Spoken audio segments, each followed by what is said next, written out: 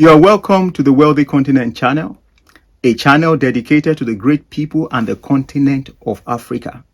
Remember, it is not the place that defines the status of the people. Rather, it is the people that defines the status of the place. I'm going to be looking at value and financial literacy. In as much as the goal is to propagate financial literacy in Africa, individual changes must precede this process. As long as individuals change, it will affect the community. And when individuals become prosperous, the collective result is what changes a place, it changes a community, changes a continent. There are three things that really matter: what we know, what we do, and our attitude to life. This will determine our lifestyle, and our lifestyle will affect our financial status.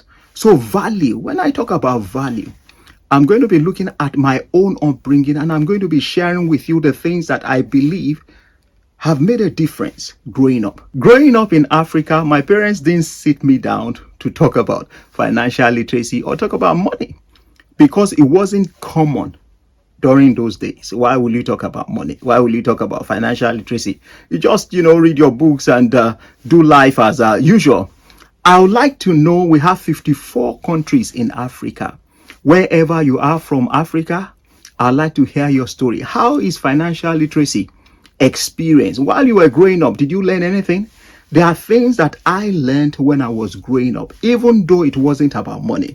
I've sat down to look at all these things, and I've seen that there were 5 major things that were passed on to me, even though when they were being passed, I didn't understand it. I just knew that these things were coming and coming from time to time. This information was passed to me especially by my mom. There were 5 things that I could narrow it to that has been paying dividends for me, and I'm ever grateful. I think those things are priceless. Exposure in life is priceless in the right direction. When you are exposed in the right direction, it's priceless. You can't put a price on it. 5 things that was passed on to me when I was growing up, especially from my mom. The first one was take care of what you have. Look after what you have. Don't start replacing the same thing while you can use the money for other things. Keep what you have. You don't have to have many clothes. Just look sharp, look smart, and have courage. Now, these things were said to me while I was growing up.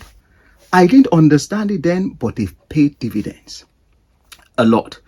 While I was growing up, I was taught, okay, this is what we have. Use it to the best of your ability. Management was key. I grew up not having any special food, but I was grateful for whatever it is that was placed in front of me. And that has placed a major impact in my life. Take care of what you have. Don't follow fashion. Fashion is recycling every time. It's not about how many clothes you are. It's about how you take care of it. You don't have to have many, but the ones you have, take care of it, look after it, look sharp, look smart, and people will think you have more than what you have. That was the information that was passed on to me. I remember my mom would say, don't buy rags. And when she talks about rags, she's talking about a lot of clothes. That you don't need many clothes. Just buy the one you need. Management was key. It was passed on to me there. I didn't know it was management, but as I grew up, I started understanding this thing. The second thing that was passed on to me was savings.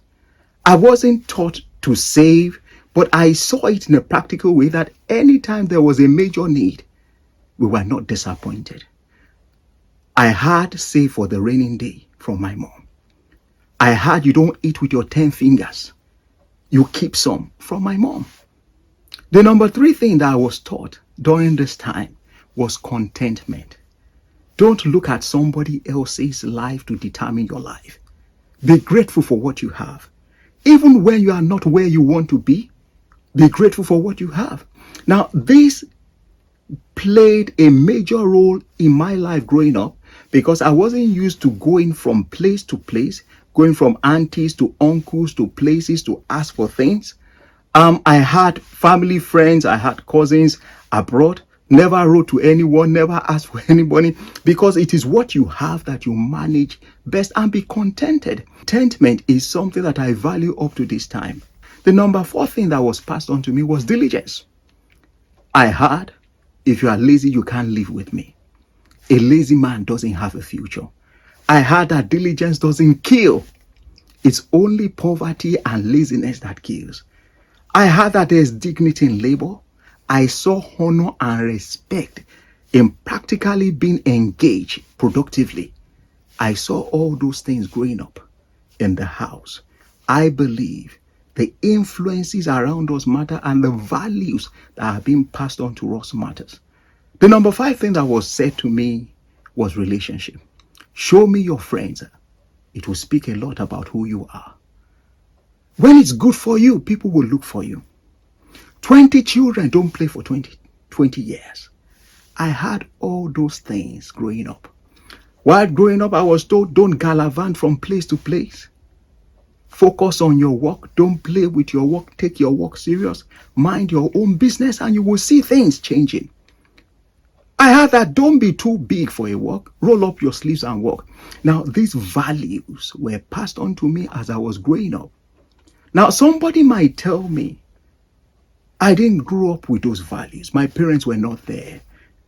My parents were dead. I didn't even meet them. I live with my uncle. I live with my aunties. Different situation, different stories. I was watching a documentary some years ago. I was heartbroken because I saw a 6 to 7 year old boy looking after his brother who was about 4. This happened in one of our countries in Africa. Now, those situations will make people struggle. And we have different situations that has happened to people that will make people struggle. I sympathize with you. I look at the situation.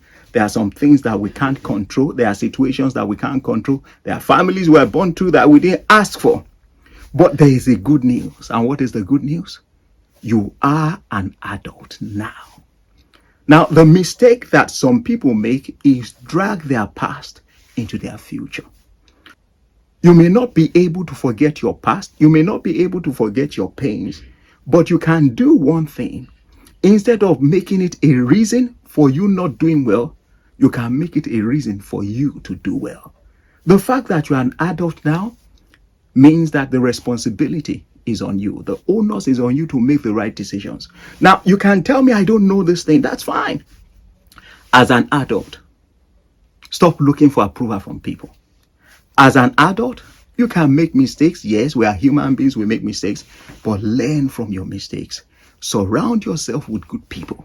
Surround yourself with people who will share with you what is relevant. And I believe as you do these things, your story will begin to change. Now, a grandparent can be watching this video. An auntie can be watching this video. An uncle can be watching this video. A parent can be watching this video. Now, if you didn't have access to financial literacy while you're growing up, why don't you get the book, The Richest Man in Babylon? I did mention it in the last video. Get the book. As you make this journey of financial literacy, make sure you take somebody with you. If you're a grandparent, share with your grandchildren. Share with your children. Make sure you talk about money. Money is relevant. We use it every day and every time. Let us get enlightened. Let us promote financial literacy within the continent. And as we do so, we can only get better. If you are getting value from this video, I'd like you to consider subscribing to this channel, liking the video, and sharing with others. Remember, a candle does not lose its value by giving light to others. Thanks for watching. I'll see you next time.